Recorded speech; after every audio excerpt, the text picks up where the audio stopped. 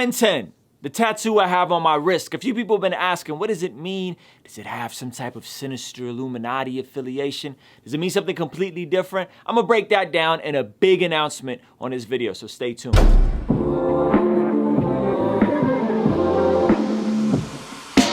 Indie Jones, back with a trendy flow. I'm still trying to find my voice in this here scenario. Here we go.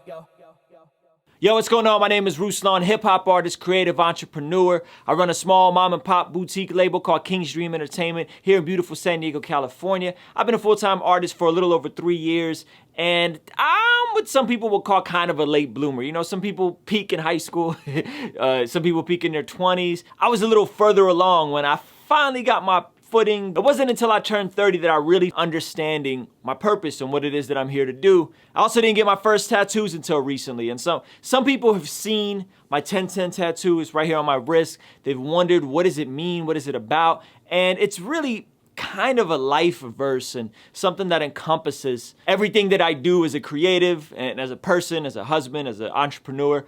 I didn't grow up in a very religious home. I came out here as a religious refugee in the early 90s from a little country called Azerbaijan, Baku. But my family didn't go to church regularly. We weren't believers in Jesus, none of that kind of stuff.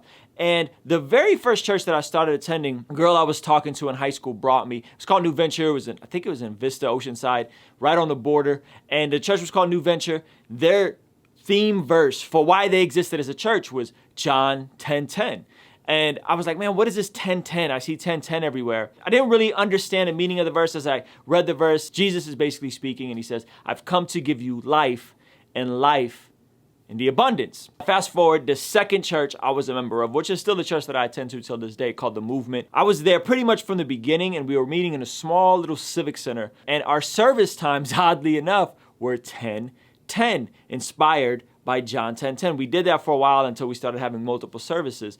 And I kept coming back to that verse and reading that verse and this idea of abundant living. Now, I told you guys I'm kind of a late bloomer. I became a full-time musician a little later than most. I found my sweet spot with creating music and content later in life. And I think there's a lot of pressure for many of us to figure it out. What are you supposed to be doing? What is your purpose? All these different things. But if we even look at the example of Jesus, Jesus didn't enter ministry until he was 30 years old. That means that he had an entire life of things that he was doing before. He was most likely a carpenter because that's what his father was. And he had an entire career before. And so for me, it was similar. I worked a lot of different jobs. I went to school. And my last job was actually worked at my church as the video guy. And then that kind of transitioned into me having this YouTube channel, making my own videos and making videos for my artists and doing King's Dream and all that kind of stuff. So John 10:10. Jesus said, I've come to give you life and life in the abundance, life in full. I think in Western culture, we tend to fall on two different extremes of this thing, right? People hear abundance, they hear full, and most people think prosperity. God wants me to be rich. He wants to give me everything, right? And then other people, they don't like to think that. They like to push away from that concept. God wants me to suffer. God wants me to struggle. God wants me to just, be persecuted for him. Kind of removing the nuance and the context that they came up in as believers, disciples of Jesus, followers of the way, when the Bible was written, that a lot of the persecution was happening because Rome outlawed Christianity and they all were under the Roman Empire. And so they were getting martyred, they were getting killed. Our context in North America is a bit different. I'm not saying, there's not tension against Christians here or whatever, but it's not the same type of persecution that people face. What I think is true is this life of abundance, this abundant life is what is God's dream for you, right? That's why King's Dream exists. What is God's hope for you? What is God's potential for you? And I think if we're talking about the Western American context, if we're talking about living here in a capitalistic nation where anybody can get a job, save a little money, start a business, become a YouTuber, a creative, an entrepreneur, invest, that anybody here who's able-bodied, of sound mind, has a lot of opportunity and has a level of responsibility to live God's potential for their lives. But I think it starts, and for me, it started in my mind state. Like, I grew up poor. We grew up on welfare. I grew up without a lot of things. And my mom worked really hard. She was a single mom. But I grew up having a very poverty mindset. So I just knew that my perspective and my nuance is different than most people, that when I see America, I see that God has enabled and given us opportunity here to build wealth. We're not in a communistic nation. We're not in a nation where there's not opportunity, where there's a limit or a lid on who you can be or what you can do with your life. So I'm not one that when I say John 10:10 and I represent this Bible verse that I'm saying,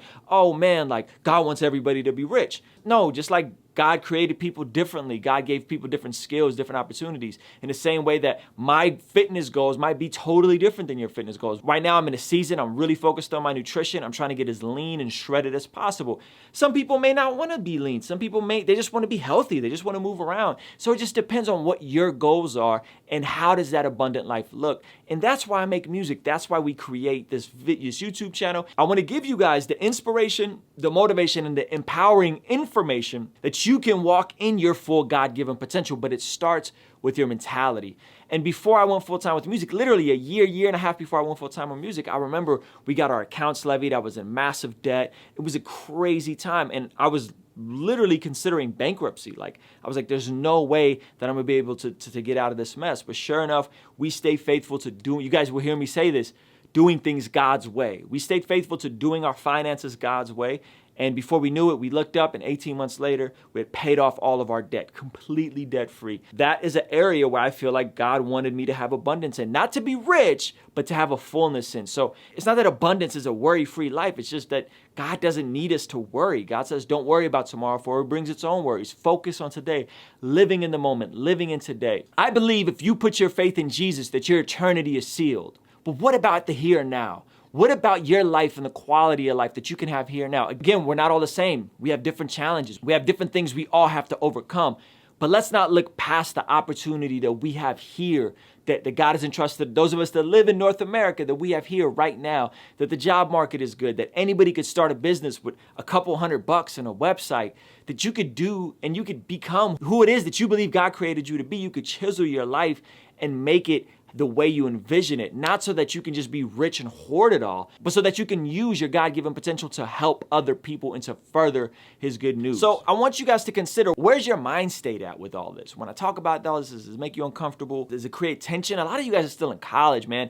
This is not meant to discourage you or shame you or anything like that. This is meant to encourage you and empower you. And I'm gonna be doing a lot with this 1010, this number. You're gonna see this pop up more and more. The first thing that we're gonna do, and this is the big announcement, is on October 10th, 10-10-18, me and Paul Russell are dropping our record together called Via Text. Super duper excited about it. Pre-orders are available in the description below. If you pre-ordered on our website, you'll get it early. If you pre-ordered on iTunes and you send me a screenshot, DM me a screenshot on Instagram, I'll give you the record early. And if you want to jump into Patreon, the $9 and up tier is actually going to get it like this weekend. I'm going to give it to them super duper early. October 10th, 2018, we're dropping a brand new record that I'm super duper excited about. A lot of you guys ask, how can you support the channel? How can you get behind what we're doing? Man, Patreon's a great help. I would encourage everybody, hop on Patreon. There's a lot of really cool perks there. That's directly what funds the podcast and us creating more videos. Pre-ordering stuff directly from the website, pre-ordering stuff on iTunes to help us chart on iTunes, pre-saving the records, all that kind of stuff helps. So